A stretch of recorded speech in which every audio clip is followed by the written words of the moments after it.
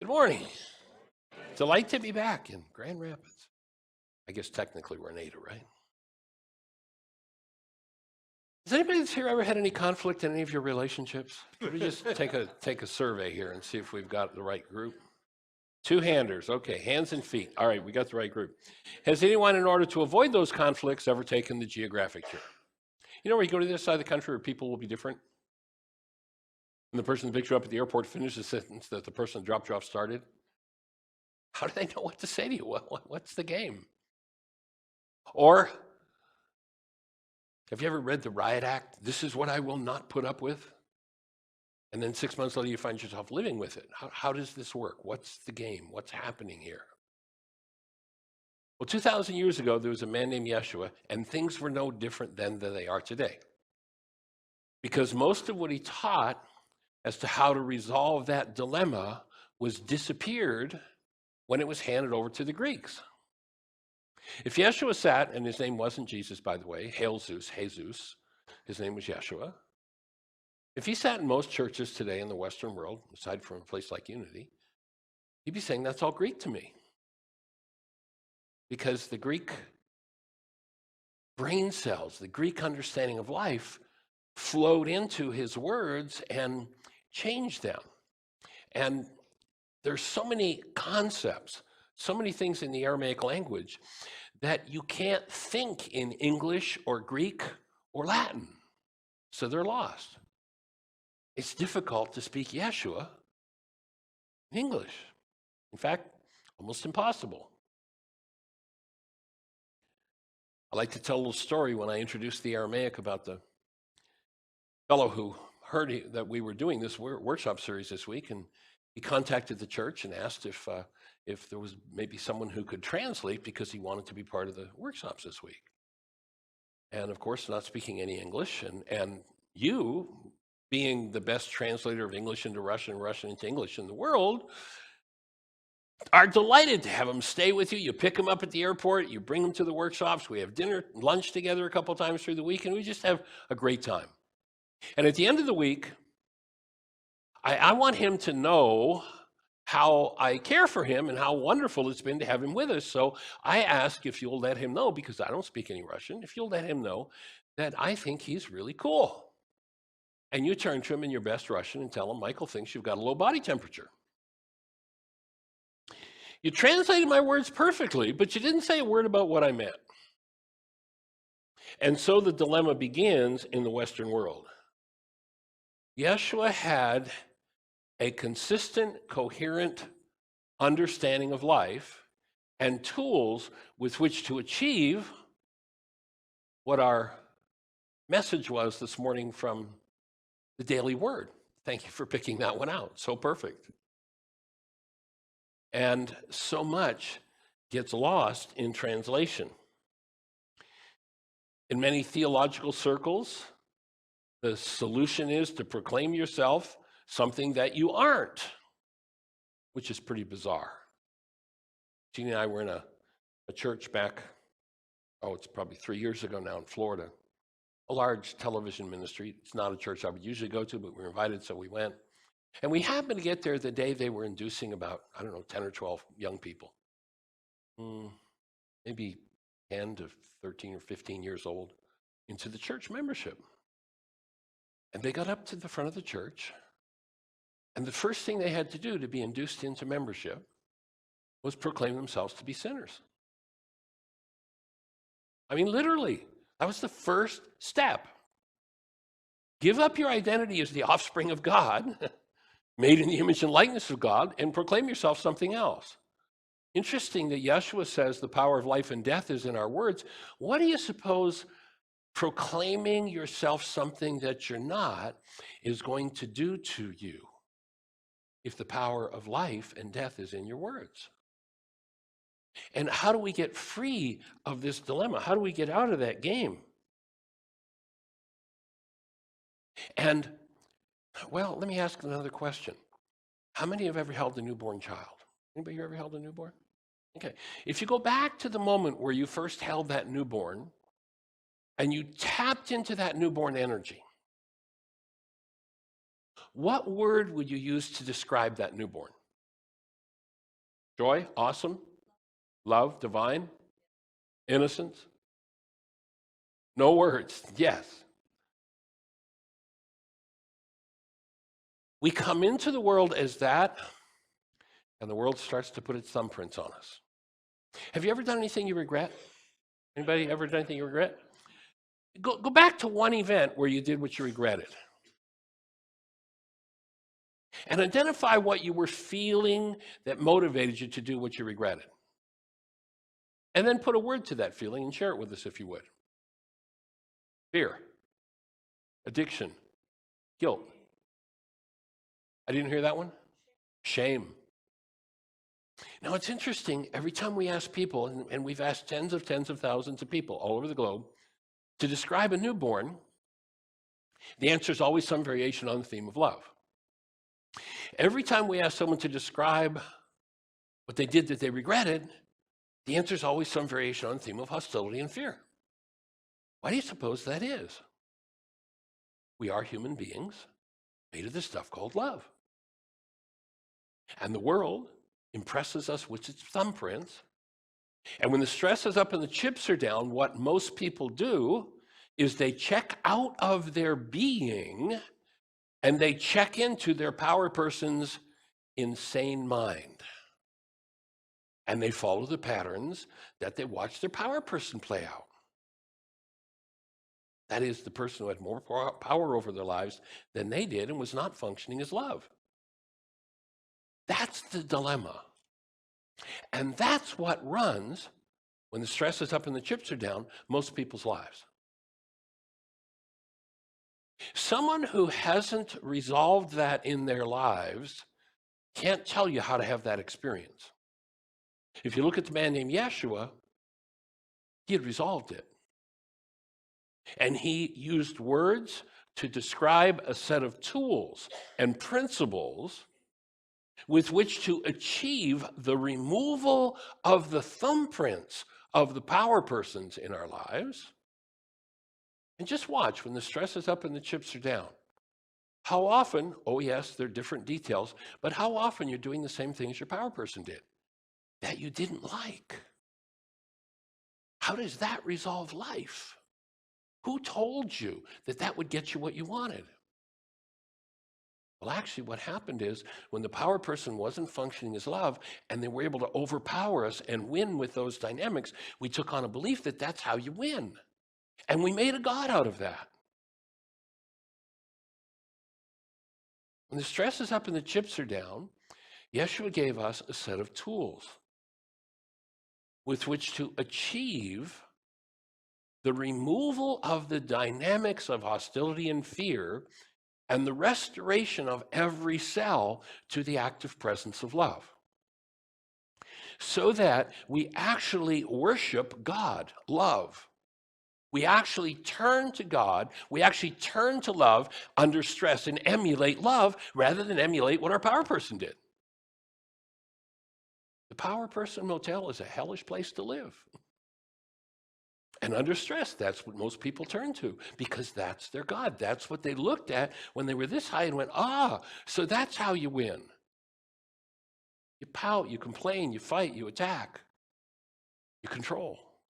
Play all sorts of crazy games. And to do that, you have to give up your human life. The restoration to the truth of who we are comes through the use of the tools. It's interesting. People coming together to do church over the years has been called liturgy. That's the word that was used to describe that. And the word liturgy doesn't mean going to church on Sunday morning. The word liturgy means our common work. And it is our common work to let loose of these dynamics of the power person in our lives. And that dynamic has been going on for generations and generations and generations. You might remember the story of the Jews wandering in the desert for 40 years. Let's think about that logically for a minute. How does a bright group of people like this get lost in a 30 square mile area for 40 years? I mean, it just doesn't make any sense. You think they were talking about a hot, sandy place No, they were talking about the unconscious, the place where these dynamics are stored that when energetically are stimulated into activity tend to take over our human lives and drive us back to those power person dynamics. Now, you remember in that story, or if you don't remember it, go back and read it. There was a solution to getting out of the desert. Something had to happen. Anybody remember what had to happen? They said the old generation had to die off. Now, that didn't mean everybody in old physical bodies had to physically die. The root of the word generation is genari, which means cause. All of the causes held in the mind that were unlike the truth of who we are hold the newborn. If you forget who you are, it is that sweet, awesome presence of love. And if you lose that, then the causes of that which takes over your human life have to be actively removed. Our common work, not our common belief, not our common wishes, hopes, but our common work. And the common work, and we're all in this one together, is to forgive. Oh, you mean that power person in my life that was so nasty, I should let them off the hook for what's going on inside of me? Or that person I sleep beside, I should let them off the hook because they said this and did that and caused this in me? Well, no, actually, we're going to introduce the original Aramaic idea of forgiveness, which has nothing to do with me letting you off the hook if I'm playing out my power person dynamic again. Letting you off the hook for that isn't going to change what's going on inside of me. In Aramaic, the word forgive is to remove or to evict those causes of hostility or fear so that we can be in any circumstance or any situation in the world and stand as the presence of love. And that's our common work. Those energetic dynamics of the power person are energies that are off the mark. In Aramaic, the word sin means, it's an archery term, and it means to miss the bullseye. So if I fire at the target and I miss, I've sinned, I'm off the mark. And you remember they said the sins of the fathers will be passed, yea, into 3 and 4 generations. So these internal dynamics that are off the mark are locked into our structure, and when resonated by an event in the world, if we're not awake to who we are, they take over. Now, in the scriptures, they talked about 3 to 4 generations. Did you know that in your structure is every thought, every feeling, every reality, every behavior from the previous 4 generations? That's 31 lives. You ever notice that sometimes you don't feel like yourself? Now, of course, where did the 4th generation back get their thoughts, feelings, and realities and behaviors? But from the previous 4 generations. Who got them from the previous 4? Who got them from? Who got them from?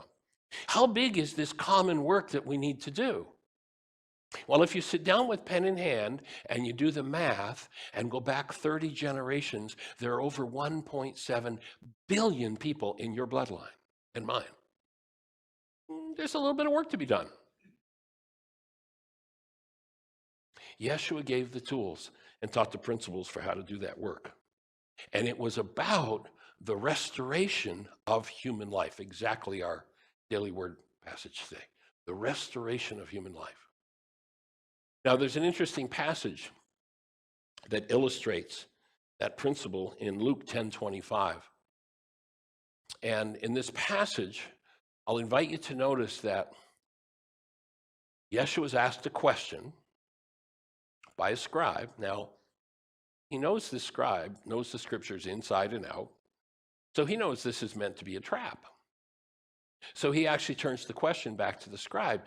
And then a careful reading of it, you'll notice that when the man answers the question correctly, Yeshua doesn't say that's the right answer.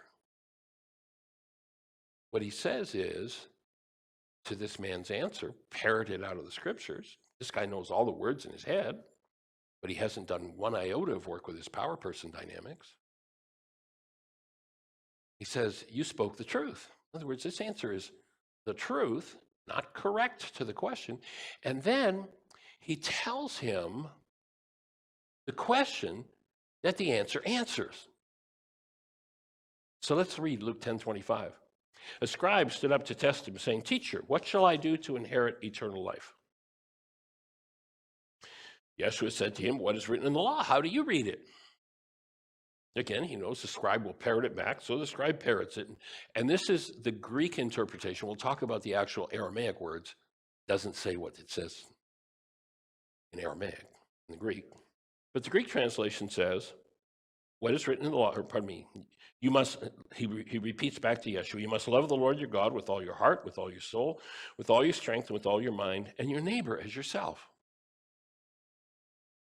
Now that's the Greek idea, not close to what was said in Aramaic. But Yeshua, we'll do the Aramaic in a minute, but Yeshua says to him, you spoke the truth, do this and you shall live. Now you'll notice this guy is talking about eternal life, and Yeshua in essence says, sir, you are already dead. You have no business asking about eternal life. He says, if you do this direction from the scriptures, then you will have your human life. Do this and you shall live. If you do the power person dynamics, your human life gets snatched away from you. And that's where the pain, the turmoil, and the suffering, and the separation comes from in the world. Now let's listen to what the Aramaic words were when he asked the scribe. In Aramaic, what it says is, you must have Rakhma. There's no word for this in English, or Greek, or Latin. You must have Rakhma when you think of the Creator, when you think of neighbor, in order to maintain your human life. Now, what is this thing called Rakhma? Rakhma, in Aramaic, is a filter in the frontal lobes of the brain that has two main functions. One, it's a gateway for human life to enter. You notice you can be in this connected, loving space and all is rocking, and somebody gives you the look, and all of a sudden hostility or fear starts to move. What happened to that bliss in physiology of the presence of love when hostility or fear started to move? There are three filters in the frontal lobes of the brain. Only one of them can be active at a time. One is Rakhma, the other two are hostility and fear. Hostility and fear activated through resonance, and Rakhma is shut down. Human life disappears, and all of a sudden, someone who a moment ago was wonderful and loving and awesome and how cool is this is in their hostility and fear, doing behaviors that they will later regret. How do you keep this filter active so that human life stays? It becomes a practice. And when we get to that key, we'll talk about what that practice is. Suffice to say at this point, what Yeshua is saying to the man is, sir, you're dead. Forget about your question about eternal life. If you actually live this thing called Rakhma, if you maintain that filter open, then you will maintain your human life and you will be human. And there are 5 keys to doing that Yeshua taught us. The first key is, and this is the most important thing to know, I'd offer from the teachings of Yeshua. Now, if you listen to this passage in the Greek language, it doesn't make much sense. But it says, the eye is the lamp of the soul. If the light for you is darkness, how deep will your darkness become? Have you ever sat down and contemplated that passage? The eye is the lamp. What does that mean? If the light for you is darkness, how can light be darkness? That doesn't make any sense. Let's look at Yeshua's words in Aramaic. The perceptual output of your mind, the world you see, called the light or the guide, you'll notice that you're always following the guidance that your mind gives you to do behaviors. And that guidance comes through your perception. So he wasn't talking about the physical eye. He was saying the perceptual output of your mind, the world that you see, is meant to be a guide for your light as your light through life. And then he says, if the light for you is darkness, if the guide is hostility or fear, darkness, then what kind of crazy things have you done that you regret to destroy yourself? Anybody here ever been to Mammoth Cave in Kentucky? Pretty mammoth, isn't it? If you haven't been there, next time you get in that direction, go. It's awesome. Let's imagine that we've told you that on the wall, somewhere in Mammoth Cave, there's a clear plastic bag with $1 million worth of diamonds. And if you can get those diamonds and get out of that cave, they're yours.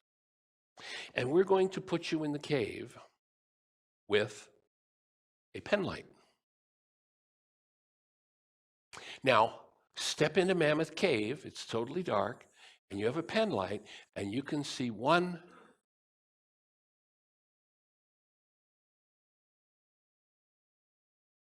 tiny fragment of the cave at a time. Now imagine you stand for 5 hours and you finally spy the diamonds. Ah, there it is, my $1 million. And of course, you're not going to take the light off the diamonds because it took you 5 hours to find them. You may never find them again. So you follow the light and you go charging off to get the diamonds, and you don't use the light to show you the 30-foot pit that's in front of you. Going to have trouble getting out of Mammoth Cave with those diamonds. Some interesting Harvard research that says that in a time frame where 10,000 brain cells are firing, the max amount of data that goes into conscious perception is 9 bits. It's been estimated in that time frame, which is about a 25th of a second, that the world is made up of approximately 20, or perhaps as much as 20 trillion bits of information. So a 20 trillion bit world, Mammoth Cave. 10,000 brain cells firing, something selects which 9 bits of data is going to guide your behavior. Whether you're going to maintain the presence of love or whether you're going to go into some form of hostility or fear. And that is your choice. No one else can make that choice for you. What are you committed to? So then here Yeshua is saying, perception, your 9-bit mind, is the light, the guide, through Mammoth Cave, through life. And if the guide you follow is hostility or fear, and you'll notice when I ask the question, how many have done something you regret? 100% of the time, the answer is always some form of hostility or fear. If the light for you is darkness, how much regret do you have? How deep has your darkness become?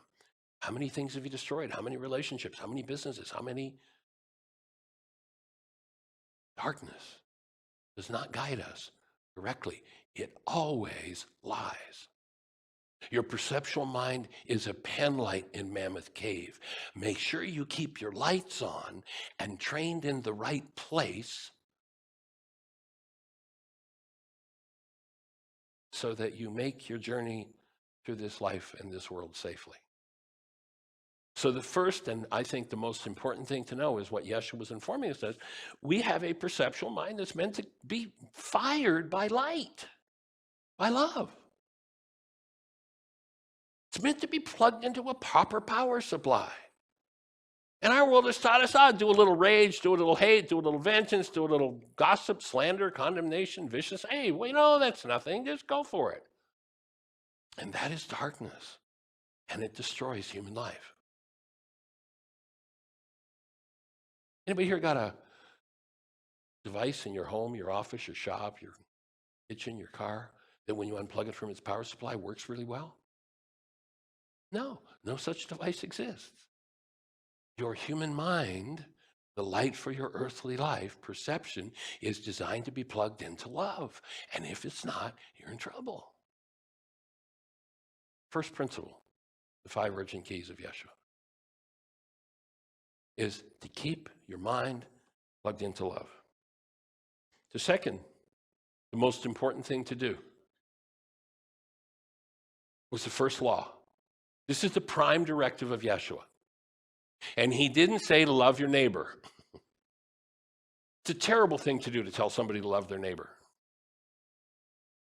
Because we work by resonance. If we have hostility or fear in us, and through resonance, people are drawn to us, and a neighbor shows up that shows us our hostility or fear, And we've been told you're supposed to love your neighbor, which incidentally is impossible.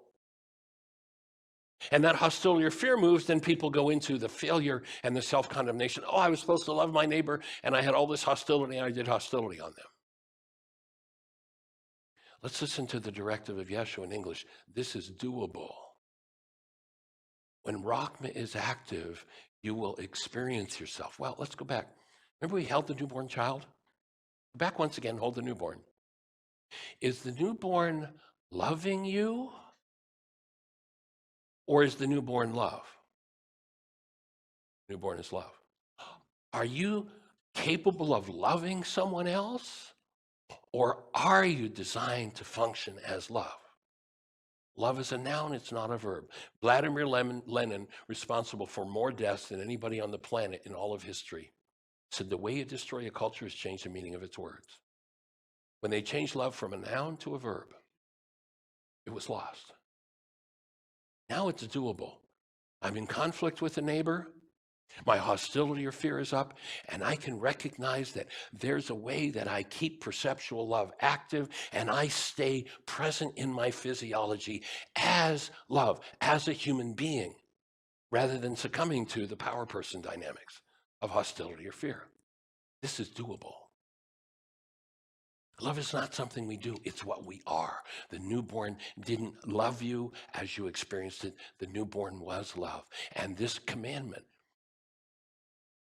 this most important thing to do, is to live the first law. Keep this gateway, Rakhma, open. Live as the presence of love when you think of Creator, when you think of neighbor. And by doing so, you maintain your human life through all experiences. Very doable. Third principle, the most important tool. Now, we've been taught, again, change the meaning of words, you destroy it. We've been taught that forgiveness by the Greeks, if I'm in pain or turmoil, somebody else did it to me, and all I have to do is let them off the hook, and then everything will be okay. Do you suppose if I let you off the hook for what's happening inside of me, I've changed or done anything that's happening inside of me? It's silly. It's ridiculous. Please, never forgive anybody, ever. And people say, well, oh yeah, that's right, I have to forgive myself. No, never forgive yourself for anything. That's a fraud, it's a lie. If you're still talking about how you forgave them, you forgave yourself, here's what I know, you haven't done any forgiveness work yet. Change the meaning of the words, and the tool is lost. As Yeshua taught forgiveness, forgiveness was a tool with which you went inside yourself and removed the root of your pain and your trauma. It wasn't about letting somebody else off the hook because there was pain or trauma going on in you. It wasn't about forgiving them because there was a power person dynamic moving in you that was running your mind and running your life and running your mouth and stealing your human life from you.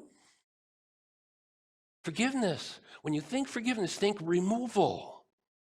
If I'm in pain, if I'm in turmoil, I need a tool of removal to remove the root of my pain or turmoil. Not let somebody else off the hook, which is what the Greeks did. This afternoon, we're going to go into that principle and how it works, and it's going to shock you, if you haven't been exposed yet, as to how first century Aramaic forgiveness works. Incidentally, there are only 2 places on the planet that I've found the specific how-tos of forgiveness. And I've looked far and wide over the last 50 years of developing this work. Those 2 places are the first century Aramaic teachings of Yeshua, and the second is A Course in Miracles. Only 2 places on the planet that I know of that a specific, precise how to forgive shows up.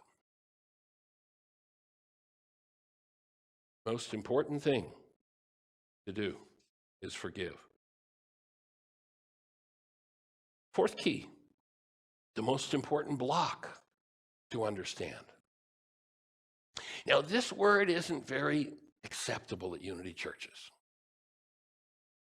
until you understand what it means. It's kind of been thrown out. The most important block for you to understand is Satan. Oh, so wait a minute, Satan? No, that dude with the red suit, the tail, and pitchfork? No, that had nothing to do with what Yeshua taught. In Aramaic, Satan means the resistor, one who misleads. That's Satan. You'll notice that if you're in your power person stuff, your hostility or fear, and somebody stands back and says, gee, you could own that, you could change that, what do most people do? They go into resistance. No, this has nothing to do with me. This is your fault. And then they tell the whole story about how it's all your fault. The resistor, one who misleads. That's Satan. It's not the dude with the red suit, the tail, and the pitchfork. And you got to recognize when your mind goes into resistance to love, goes into resistance to the invitation to live as love, that you're trapped in Satan. And most people spend their whole lives there because that's what our culture has taught people to do. And then their story, they've got the big story about how you're the problem in their lives. Now, I'm going to invite you to notice that if you've been through a particular painful reality 87 different times with 42 different people, you're the only one that was there every time. That might mean you're involved in your life.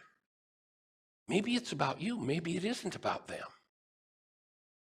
And if you go back and take a look at what traps you in that state of lost love, and you watch your power person, they did the same thing.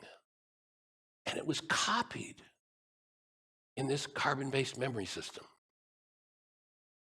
So to understand that when we go into resistance to truth, we go into resistance to love, we go into resistance, no, I don't want to return to love. I love my hostility here. I like to be able to beat up on you and make it all your fault and talk about how you're wrong.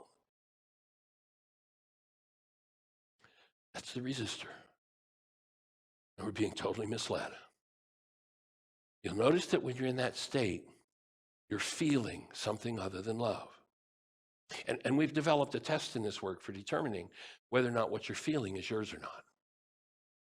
Now, this is really very complex and difficult to get to, but here's the test. How do you tell whether or not what you're feeling is yours or not? You're feeling it. That's all you need to know. If you're feeling it, it means it's in your physiology. It isn't in theirs. And if it takes over and runs your life, then you're trapped in that darkened mind of perception based in hostility and fear, and believing the pictures your mind produces are true about someone other than you. The pictures your mind produces always tells you about the content of your mind first. It might tell you something about them. You can't really tell, but it will always tell you about you. Now, that can be a tough nut to chew on if you've lived your life blaming other people and pointing the finger at them, complaining about them, and wanting them to change so you can feel better. That goes totally against the formula that Yeshua gave. The fifth and final key of Yeshua is the most important request to make. Bless you. When you start realizing that the dynamics, and the reason why, once one of those things come up and grabs you by the face, why it's so hard to let go of, is because it's been going on for generations and generations and generations and generations. Now, I like to metaphorically refer to that Harvard research where it talks about we get 9 bits in this perceptual mind, this picture world. I like to talk to that to refer to that as the 9-bit mind. So if you've got something that's been going on in your bloodline for 1,000 generations, how long do you suppose it's going to take you to clean it up with the 9-bit mind? It's never going to happen. But what Yeshua taught was this fifth key is that there is a power in you. In Aramaic, it was called Ruka de Kudsha. That by definition, here's the definition of Ruka de Kudsha. She, feminine, who undoes the effects of your errors and teaches you the truth. Are there generational errors that take you out of your capacity to live as the presence of love in your physiology? Have they been going on? Think about it. When was the last time you can think of it? I talk about myself now, having looked back and surveyed my generations, parents, cousins, aunts, uncles, grandparents. When was the last time somebody in your bloodline or mine said, I'm in hostility, and I think this hostility might be mine, and I think maybe I could forgive it or remove it from my physiology? When do you suppose somebody in your bloodline said that? Chances are in today's world, you're the first person in your bloodline in many, many, many generations to conceive of that truth and that possibility. And so how do you undo a pattern that old with a 9-bit mind? Ruka Dekucha, the words have been translated as the Holy Spirit. There's nothing about a disembodied spirit being there, however, in Aramaic. It speaks of a literal elemental force residing in you that if you invite her into activity, she will, one, undo the effects of your errors, and two, if you're listening, will teach you the truth. We'll show you what's going on. 5 keys that he gave. They're so simple. I don't know how the Greeks disappeared them, but they did it really well. And so I'm going to invite you to just take a breath. Get into that quiet space. And as you breathe,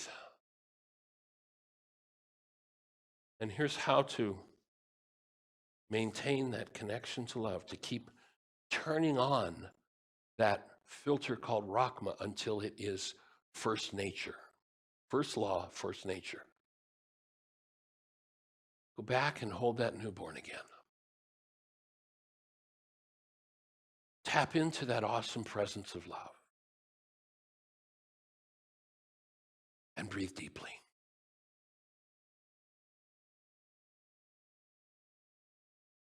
As you breathe, look that newborn in the face and smile. And as you smile, feel and allow and direct the energy of your smile to roll up the front of the face to the frontal lobes of the brain, where when that energy touches there, it turns on Rakhma.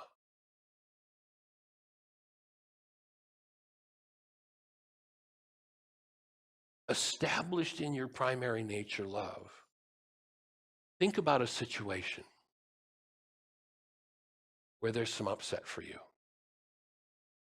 Not your big major life issue first time, but just think about somewhere where there's maybe a little bit of irritation or upset. Breathe into that as you maintain that presence of love, your human life.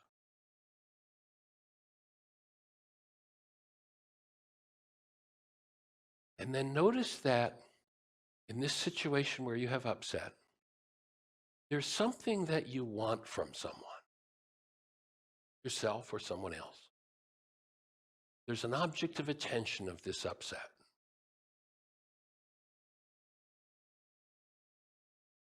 Identify what it is you want from them. Not what it is you don't want. You know, if you've got someone who's functioning in an angry way with you, oftentimes the mind would say, well, I don't want this person to be angry with me. But that's not what you really want. What you want is for this person to be loving with you. Got a child that's using angry words. I want my child to speak to me lovingly, gently, respectfully. What's the constructive result that you want? And then I'm going to just invite you to take it on faith. This afternoon, we'll get into the principles of why and how this works. It took me 30 years to understand this from the first century Aramaic teachings of Yeshua. In Aramaic, the word forgive is shabag or shabak, and it means to cancel. So look at the goal that you have for that object of attention. What is it you want from them?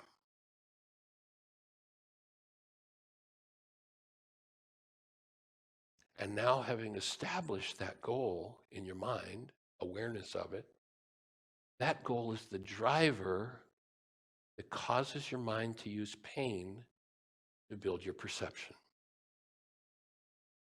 The core of forgiveness is the canceling of the goal that drives the pained perception.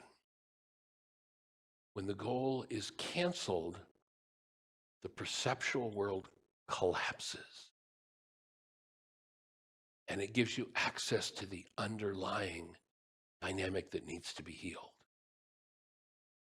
That's the shortest explanation of forgiveness I can give. So think about that person and what you want from them. I want my child to speak to me lovingly, gently, respectfully. I cancel my need for my child to speak to me lovingly, gently, respectfully. Cancel the goal that you hold, or whoever the object of attention is of this upset. And then remember this power in you called Ruka Dukudsha, super processor, that can reach down all the way through your genetics in one fell sweep. And to the degree that you're willing, remove everything based in hostility and breathe. I invite you, Ruka Dukudsha, to open the space for all of this hostility or fear to be.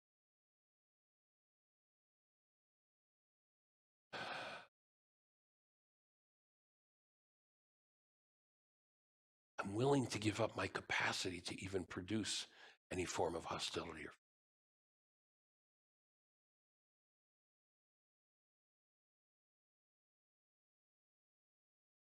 And I ask to be restored to love. I ask in this circumstance to bring forward my true essence love, that newborn being that I really am, full flower into awareness in my mind.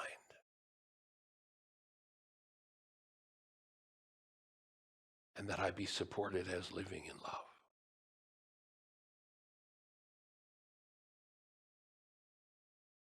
And I offer that love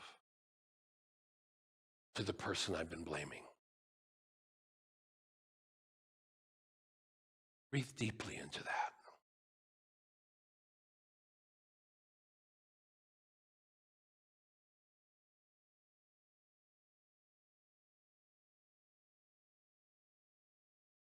The truth of your being is that you are awesome, active presence of love.